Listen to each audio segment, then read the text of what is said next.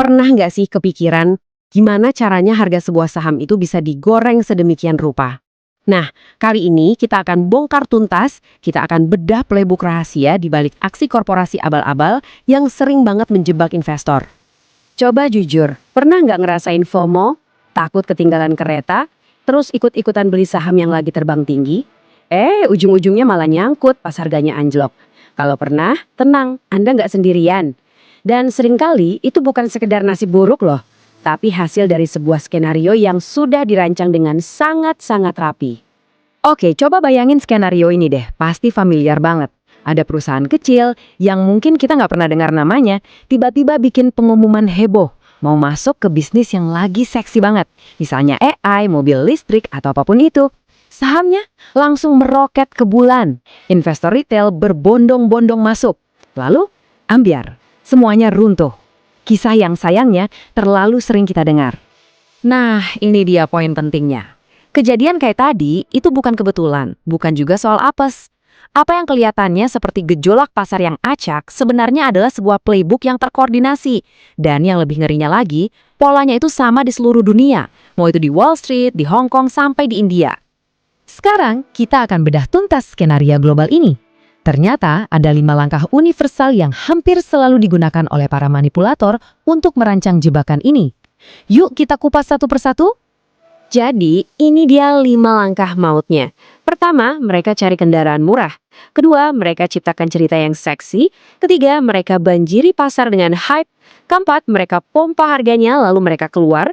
Dan yang terakhir, proyek besarnya hilang di telan bumi. Mari kita mulai dari langkah yang pertama.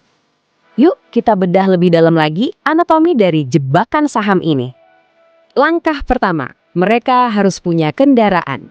Maksudnya apa? Para manipulator ini mengakuisisi atau bahkan menciptakan perusahaan cangkang. Ini loh perusahaan yang sudah terdaftar di bursa tapi bisnisnya ya gitu-gitu aja, bahkan hampir nggak ada sama sekali. Anggap aja ini kanvas kosong buat mereka mulai melukis. Dan jangan salah, taktik ini tuh ada di mana-mana. Cuma namanya aja yang beda-beda. Di Amerika, ada istilah pabrik cangkang buat reverse merger. Di Hong Kong, ada yang namanya backdoor listing lewat perusahaan yang udah lama tidur. Di India, mereka bikin jaringan perusahaan cangkang khusus buat skema pump and dump. Tapi intinya selalu sama. Cari kendaraan murah buat melancarkan aksi mereka.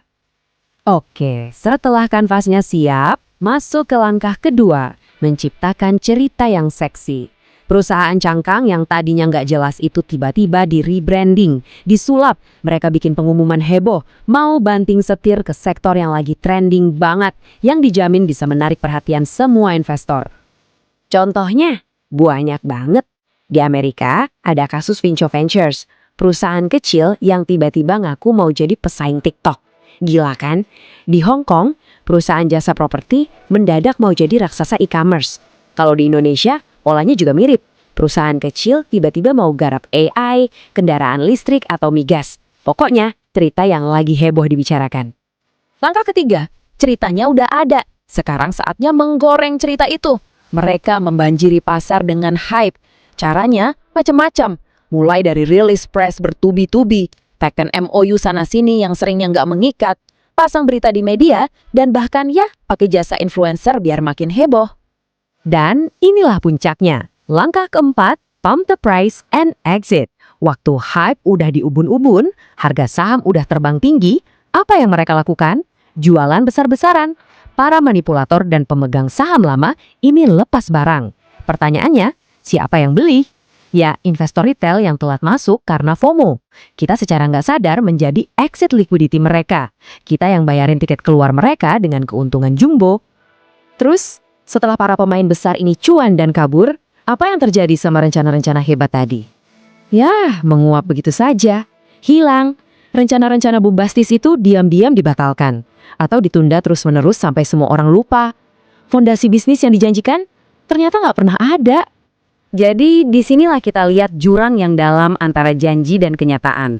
Janjinya pertumbuhan yang to the moon, akuisisi yang bakal mengubah dunia, model bisnis masa depan.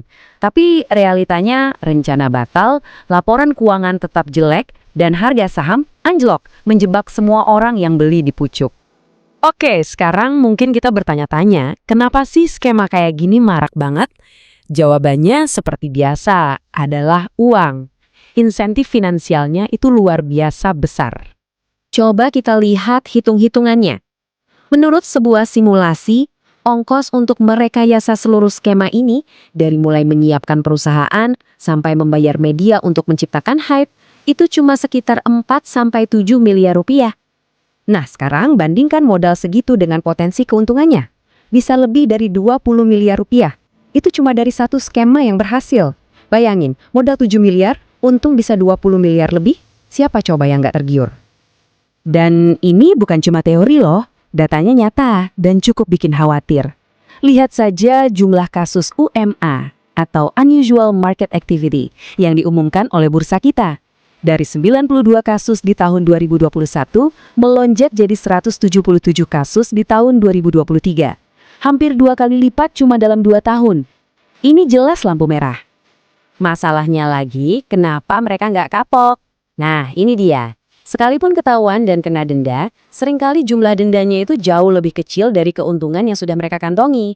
Jadi buat para manipulator, denda itu ya cuma dianggap sebagai biaya operasional saja. Makanya siklus ini terus berulang.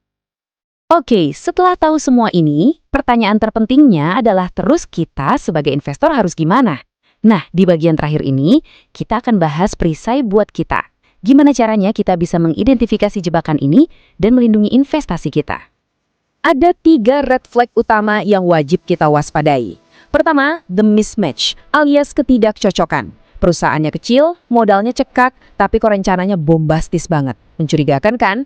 Kedua, the hype train. Tiba-tiba banyak banget berita positif, influencer pada ngomongin, banyak MOU ditekan.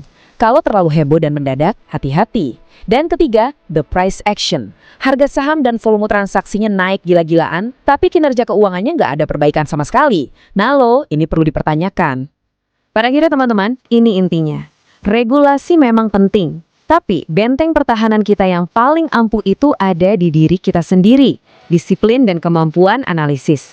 Kemampuan kita untuk berpikir kritis, untuk membedakan mana peluang yang benar-benar nyata dan mana yang cuma cerita bualan, itulah perisai terkuat kita. Jadi pertanyaannya, kembali ke diri kita masing-masing. Seberapa kokoh benteng pertahanan kita? Selalu lakukan riset mendalam dan berinvestasilah dengan kepala dingin.